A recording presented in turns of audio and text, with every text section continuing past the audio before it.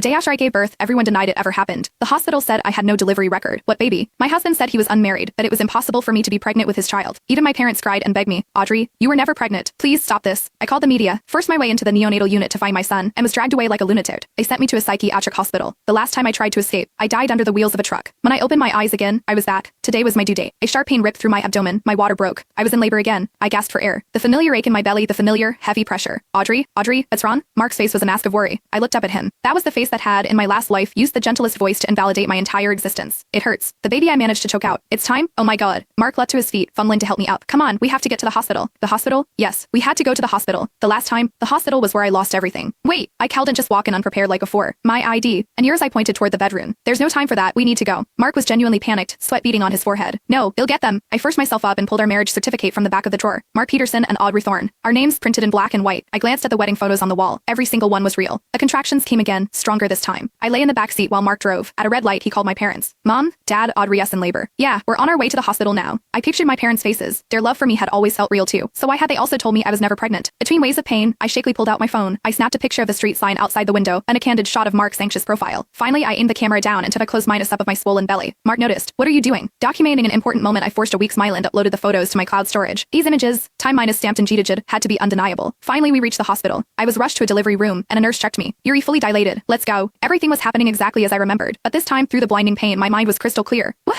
With a sharp cry, my child was born. The midwife held up the tiny, red body, bringing him close to my face. Look, a beautiful baby boy. Tears streamed down my face. As I reached out to touch my son, I used the last of my strength to pluck a few strands of hair from his head. The baby wailed in pain. My heart ached, but I had to have proof, as they tried to tell me I never had a child, or that this child wasn't mine. I would have his DNA. The midwife was already cutting the cord, weighing him and swaddling him in a blanket. They moved me to a private room. I was so exhausted I closed my eyes just for a moment. When I woke up, the first thing I did was reach for the bassinet beside my bed. It was empty. The space where my son should have been was vacant. I slammed the call button. A young nurse hurried in. Yuri, awake. How are you feeling? Is the incision painful? My baby? I demanded. Where is my baby? The nurse's smile faltered. A flicker of confusion crossed her face. Baby? What baby? The baby I just delivered. My son. I had him last night. My voice rose with panic. The nurse walked to the foot of my bed, glanced at the chart hanging there, then looked down at her clipboard frowning. Mom, are you sure you're not mistaken? This room was on standby yesterday. You were admitted for observation late last night. The chart says you came in for acute abdominal pain. The diagnosis is still pending. BOOM. My world tilted. That's impossible. I grabbed her sleeve. I had a baby. How can he be gone? Where is my husband, Mark? America. He was supposed to stay with me, but he was gone too. The nurse, startled, tried to pull away. Mom, please calm down. There is no record of a newborn. You were admitted alone. There are no family members on your record. You're lying. I screamed. The tearing pain between my legs flared up with a sudden movement. At your supervisor. Check the security footage. My shouting brought more people. The head nurse rushed in, her words a soothing but empty echo of the first nurse's. No delivery record. No baby. Mark, he'll call my husband. My hands trembled as I found his number. The phone rang for a long time before he answered, his voice thick with sleep. Hello?